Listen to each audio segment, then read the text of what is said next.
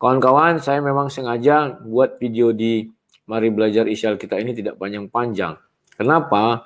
Karena kalian biar menontonnya itu enak dan tidak tidak terasa kerusuk tidak habis pulsa atau apalah. Nah, sekarang kita membuka Matius 5 ayat 19. Karena itu, siapa yang meniadakan salah satu perintah hukum Taurat, sekalipun yang paling kecil, dan mengajarkannya demikian kepada orang lain, ia akan menduduki tempat paling rendah di dalam kerajaan sorga. Ingat ya, jangan nanti terjebak dengan kalimat ini. Tetapi siapa yang melakukan dan mengajarkan segala perintah-perintah hukum Taurat, ia akan menduduki tempat yang tinggi dalam kerajaan sorga. Nah, di sini kawan ada kalimat yang agak membuat kalian nanti akan masuk dalam perangkap jebakan Batman. Di sini dijelaskan, karena itu siapa yang meniadakan salah satu perintah hukum Taurat. Contoh hukum Taurat itu kan jangan membunuh. Kamu tiadakanlah perintah itu. Artinya tidak kamu sampaikan kepada orang ya. Ingat, bukan dikatakan kamu melakukan atau menentang. Paham ya? Tolong diperhatikan di sini. Karena itu siapa yang meniadakan salah satu perintah hukum Taurat, ya, sekalipun yang paling kecil dan mengajarkannya, ingat ya, mengajarkannya kepada orang lain, ya, ia menduduki tempat paling rendah dalam kerajaan sorga. Nah, tolong kalian bedakan dengan di situ kan ibaratnya memberitakan kepada orang lain atau menyampaikan.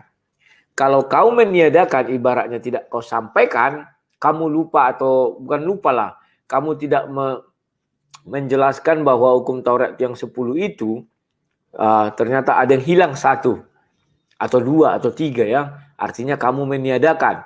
Contoh jangan membunuh. Nah, itulah yang dimaksud itu. Ya. Jadi kawan berhati-hatilah ketika menyampaikan hukum Taurat ini. Karena bila kamu meniadakan 1, maka kamu tetap masuk kerajaan sorga. Dalam ayat itu coba ya, ini yang agak menjebak. Hati-hati. Ya. Tetapi ingat kawannya, nanti kalian akan dihadapkan kepada dunia yang pintar bermain lidah, bibir licin. Mereka akan mengatakan gini, wah orang Kristen misalnya membunuh tetap masuk sorga katanya. Ya, tapi sorga paling rendah. Bukan. Mana ayatnya itu? Karena itu siapa yang meniadakan salah satu perintah hukum Taurat. Nah, jadi ditiadakannya lah jangan membunuh, dibunuhnya orang. Terus dia masuk ke dalam kerajaan sorga, tapi pada tingkat paling rendah. Apa ini tingkat paling rendah? Katanya, ya kan? Nah, kawan-kawan, kalau kita melihat hal ini tidak ada dikatakan sana melakukan perbuatan, ya. Contoh membunuh, mencuri ya. Tetapi di sini karena itu siapa yang meniadakan? Meniadakan artinya misalnya ada pengadaan barang.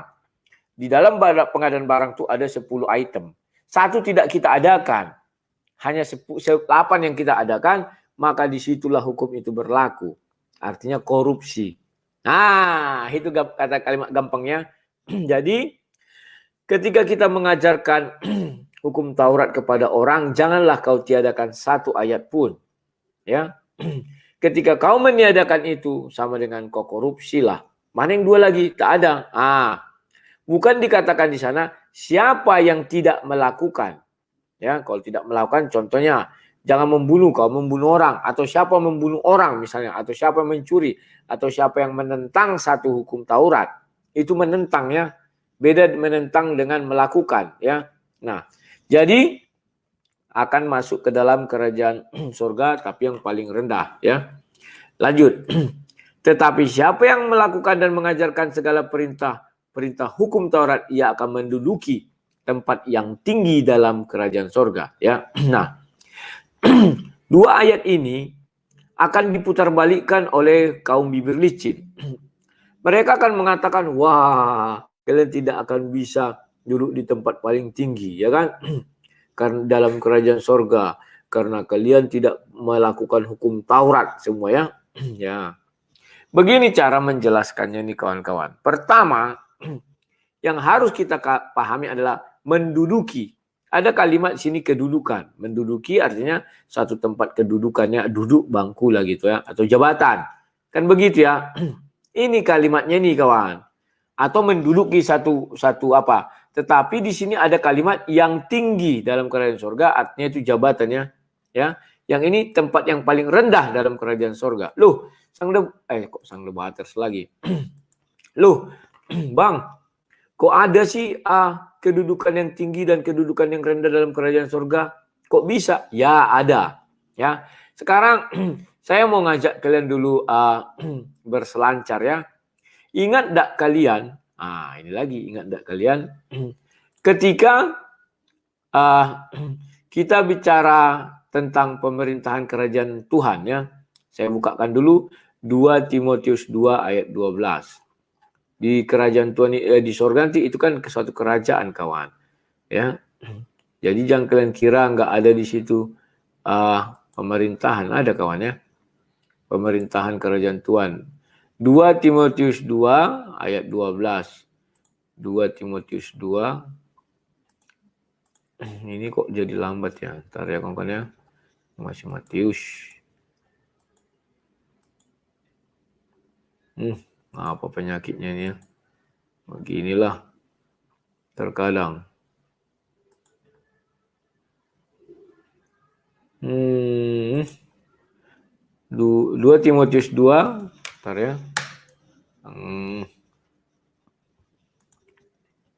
Apa yang bisa dilakukan biar cepat?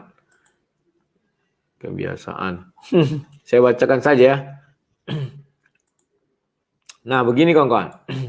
2 Timotius 2 ayat 12. Jika kita bertekun, kita pun akan ikut memerintah dengan dia. Jika kita menyangkal dia, dia pun akan menyangkal kita. Ingat ya, ada kalimat di sana pemerintah, memerintah. Memerintah itu artinya kita menjadi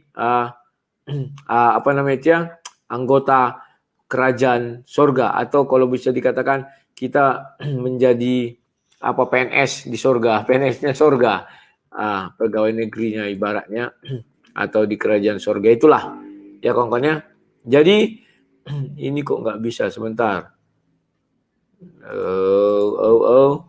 2 Timotius 2 ntar ya. Nah ini baru bisa. 2 Timotius 2 ayat 12. Ya ini. Udah nampak kawan-kawan? Saya share screen dulu. Ya ini dibilang. Jika kita bertekun, kita pun ikut memerintah dengan dia. Dan jika kita menyangkal dia, dia pun akan menyangkal kita. Ya. Jadi ada pemerintahan kerajaan sorga. Jadi di sana ada kedudukan, namanya kedudukan paling rendah dan kedudukan paling tinggi. Lantas, siapa yang duduk dalam kedudukan paling tinggi? Orang yang bertekun. Kan katanya. Bertekun dalam hal apa? Termasuklah itu hukum Taurat. Itulah sebabnya hak untuk hukum Taurat itu tidak diberikan kepada orang di luar Yahudi. Itu harus kita pahami kawan. Loh, kok bisa begitu sang debaters? Nah, sebelum kita ke sana, saya bukakan lagi satu ayat ya, udah paham ya. Kita akan merujuk kepada Wahyu 20 ya. Wahyu 20 ayat 6. Udah nampak di layar? Oh belum. Wahyu 20 ayat 6. Wahyu 20. Bentar ya. Dikatakan demikian. Berbahagia dan kuduslah ia yang mendapat bagian dalam kebangkitan pertama itu. Kematian yang kedua tidak berkuasa lagi atas mereka. Tetapi mereka akan menjadi imam-imam Allah dan Kristus. Dan mereka akan memerintah sebagai raja bersama-sama dengan dia 1000 tahun lamanya. Jadi kawan-kawan, di sana ada lagi posisi imam-imam. Paham ya? Ya. Ini dia. Kalau kita baca, tetapi orang-orang mati yang lain tidak bangkit sebelum berakhir masa yang 1000 tahun. Inilah kebangkitan pertama ya. Ini nih ntar. Ayat 4-nya dulu, 20 ayat 4. Kita harus mundur sebentar ya ke belakang kawannya. Lalu aku melihat tahta-tahta dan orang-orang yang duduk di atasnya. Kepada mereka diserahkan kuasa untuk menghakimi. Aku juga melihat jiwa-jiwa mereka yang telah dipenggal kepalanya. Oh ini yang sering ku bilang itu mati martir ya. Aku juga melihat jiwa-jiwa mereka yang telah dipenggal kepalanya karena kesaksian tentang Yesus dan karena firman Allah ya, yang tidak menyembah binatang itu dan patungnya dan tidak juga menerima tandanya pada dahi dan tangan mereka. Ingat ya, yang di dahi itu sering ada titik 2 itu, hati-hati juga ini. Dibilang di dahi. Dan mereka hidup kembali dan memerintah sebagai raja bersama-sama dengan Kristus untuk masa 1000 tahun. Ya. Pernah kalian lihat kan orang di dahinya 2 titik gini? Tanda di dahinya. Hati-hati kawan. Karena orang itu menyembah batu. Hati-hati. Ayat ini membilang, bukan saya ya. Nah, jadi ada nanti pemerintahan di dalam sorga kawan. Pemerintahan yang dulu di tingkat paling tinggi itu sebagai imam, hakim, itu memerintah bersama dengan Yesus. Dia itu adalah Yesus. Kenapa demikian? Karena di dalam struktur yang dibutuhkan di sorga itu kawan, hanya itu aja, hakim, imam, selesai. Karena itulah yang dilakukan di dalam tradisi orang Yahudi ya, di dalam bait Allah itu kan ada hakim-hakimnya juga, ada imam-imamnya. Itulah untuk bicara kita kalau bicara kerohanian. Ya kawan-kawan. Nah, di sini ada 2 kedudukan tertinggi. Apakah kita bisa ke sana? Kawan, kau untuk mencapai kedudukan tertinggi, kalau kau bukan Yahudi itu tidak bisa. Ya kita akan memerintah, setidaknya jangan pada posisi yang paling rendah. Tetapi di tengah-tengah. Kan ini kawan. Ada yang paling tinggi, ada yang paling rendah. Dan ada yang di tengah-tengah. Ya, contoh. Orang-orang yang tidak menyampaikan jangan membunuh, jangan mencuri segala macam. Dan dia tidak melakukan perbuatan itu. Maka dia akan, misalnya Yesus memutuskan dia masuk surga. Maka tempatnya di surga yang paling rendah. Paham ya? Jadi hati-hati kawan. Dan orang yang melakukan 10 perintah Tuhan itu, maka tempatnya di surga yang paling tinggi. Henok, Elia itu salah satunya. Karena mereka, Henok tidak terkena ya Elia. Itu salah satunya. Elia dulu di tempat yang paling tinggi. Dan 12 murid itu tempat paling tinggi karena menjadi hakim. Tua-tua, 12 suku itu atau anaknya Yakub juga dulu di sana sebagai hakim. Ya, imam-imam itulah orang-orang soleh. Imam-imam contoh Harun, Musa dan sebagainya. Ya, nah bagaimana dengan yang lain? Nah ini enaknya bicara Bible ya. Ntar aku cari dulu ya. Di sini kalau kalian lihat Wahyu 7, udah pernah kalian baca Wahyu 7 ya. Inilah hak mereka itu, orang-orang yang melakukan hukum Taurat. Kita nggak sanggup kaunya. Kenapa? Nanti saya bukakan. Ayat 4. Dan aku mendengar jumlah mereka yang dimateraikan itu 144.000 yang telah dimateraikan dari semua keturunan Israel. Ya, jadi ingat bahwa yang memerintah nanti di dalam kerajaan sorga itu sudah ditetapkan dan sudah dimateraikan 144.000. Kalian tidak bisa mengganggu-gugat itu, nggak bisa. Karena itu hak prerogatif Tuhan. Dia sudah menetapkan, maka tidak satu hantu belau pun bisa merubah. Maka dia menetapkan juga murid-murid akan menjadi hakim bagi ke-12 suku itu. Kalau kalian baca Matius 19, kita buka ya ayat 28. Kalau Matius 19 ayat 28 saya tetap ingat karena itu tentang Yudas dulu ya. Jadi masih lengket di kepala saya. Nah ini. Matius 19 ayat 28. Kata Yesus kepada mereka, aku berkata kepadamu sesungguhnya pada waktu penciptaan kembali, apabila anak manusia bersemayam di tahta kemuliaannya, kamu yang telah mengikut aku akan duduk di atas 12 tahta untuk menjadi hakim ke-12 suku Israel. Paham ya? Jadi 144 itulah PNS-nya kerajaan Tuhan. Saya buat bahasa gampangnya itu. Lah, lantas kita di mana? Kita rakyat biasa kawan. Kita rakyat biasa ya. Nah, lantas bagaimana yang dimasukkan di Matius 5 itu? Ternyata masih ada peluang untuk kita kawan. Untuk duduk dalam pemerintahan kerajaan surga. Tetapi untuk kelas yang paling bawah. Harus kita terima kawan. Ya. Apa buktinya? Nah, ini enaknya belajar Bible ini. Kita buka kawan ya. Matius 5 tadi. Nah, ini. Ayatnya yang ke-19. Karena itu siapa yang meniadakan salah satu perintah hukum Taurat sekalipun yang paling kecil dan mengajarkannya demikian kepada orang lain, ia akan menduduki tempat paling rendah dalam kerajaan sorga. Ya, ibaratnya ini honorer lah ini kawan. Tidak masalah kawan, kita jadi honorer. Ini memang sudah digariskan bahwa orang di luar Yahudi tidak bisa atau tidak menuruti hukum Taurat. Termasuk salah satunya perintahnya itu ada 10 untuk hukum Taurat, dan Taurat Musa itu ada banyak. Kita nggak sanggup kawan. Apa buktinya? Ini. Matius 5 ayat 20 lanjutannya. Maka aku berkata kepadamu, jika hidup keagamaanmu tidak lebih benar daripada hidup keagamaan ahli Taurat dan Farisi. Artinya di sini mau menjelaskan bahwa mereka itu sudah paling tinggi nih ahli Taurat dan Farisi. Jadi kalau kita tidak lebih benar dari mereka, jangan sekali-sekali kau coba masuk surga untuk melalui jalur agama. Nggak bisa kau. Paham ya? Jadi kawan-kawan, 144.000 itu adalah PNS-nya. Di luar itu yang paling rendah kedudukannya adalah honorer, ada honorernya. Itulah orang-orang yang tidak mengatakan menyampaikan hukum Taurat itu, 10 hukum Taurat itu ya, atau hukum Taurat Musa, pokoknya semua hukum Taurat ya, bentar ya. Karena itu siapa yang meniadakan, bukan membantah. Bukan melakukan, jangan membunuh terus kita membunuh, bukan itu maksudnya. Kalau membunuhnya tidak masuk surga. Meniadakan kawan, kita orang bukan orang Yahudi, maka kita meniadakan hukum Taurat. Kalau tidak, kau akan dipasang kuk katanya. Paulus pun mengatakan, kau nggak sanggup. Biarlah itu bagian orang Yahudi, ahli Taurat dan Farisi. Apa sanggup kau baca kitab suci siang dan malam serta merenungkannya? Apa sanggup kau terus ke Yerusalem tiap tahun untuk di tembok ratapan begini-begini? Entah apa dibilang, saya nggak tahu karena bahasa apa, sambil baca kitab. Apa sanggup? Apa sanggup kau melakukan perintah-perintah lain yang ada di dalam mereka ya kawan-kawan, hukum-hukum Taurat Musa?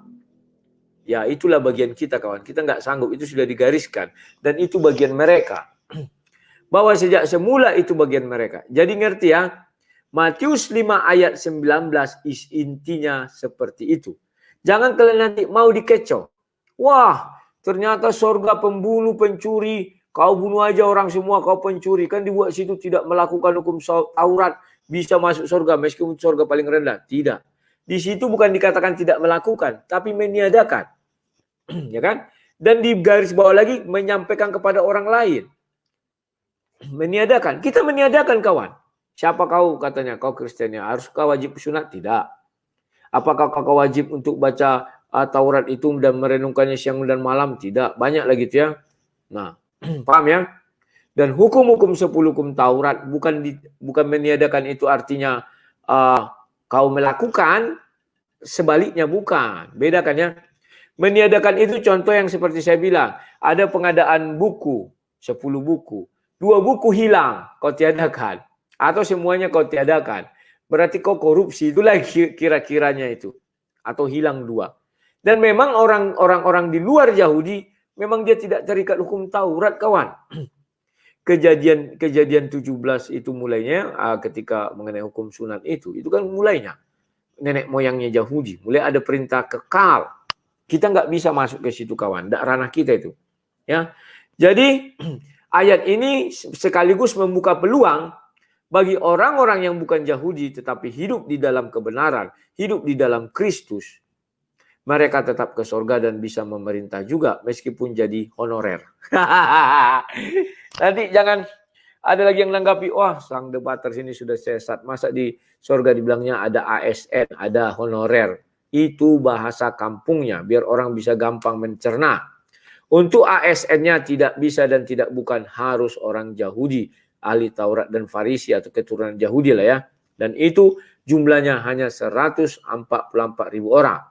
Di luar itu adalah pegawai rendahan atau yang namanya honorer. Itu diambil daripada orang-orang yang tidak tunduk dan hidup di dalam hukum Taurat itu. Ya, yang meniadakan hukum Taurat itu, seperti saya juga sebenarnya tidak saya meniadakan hukum Taurat karena saya tidak melakukan A B C D E F G, tetapi saya hidup dalam kasih karunia, ya. Nah, jadi itulah kasih karunia kau memang memerintah. Setelah itu apa? Yang ketiga adalah orang yang hidup menjadi warga kerajaan sorga. Itulah cita-cita saya. Saya nggak mau jadi ASN atau apa namanya itu jadi ASN atau honorer, karena berat sekali tuh kawannya. Saya tahu diri lah, saya jadi warga kerajaannya saja, atau rakyat biasa, ya. Oke kawan-kawan, sudah paham kalian? Saya harap paham. Kalau kalian tidak paham, ya sama kalian dengan begoders di luar sana, dan akan membalik-balikkan. Wah hebat, ternyata kau kalau membunuh orang, mencuri, merampok segala macam, kau masuk surga paling rendah. Surga paling rendah apa? Biarlah misalnya surga ada 10 tingkat, 20 tingkat, kalau di tingkat 1 nggak apa-apa. Aneh-aneh saja kawan, ya kan? Oke kawan-kawan, sekian dan terima kasih. Salam para pencari kerajaan Bapa di surga dan kebenarannya. Sampai jumpa.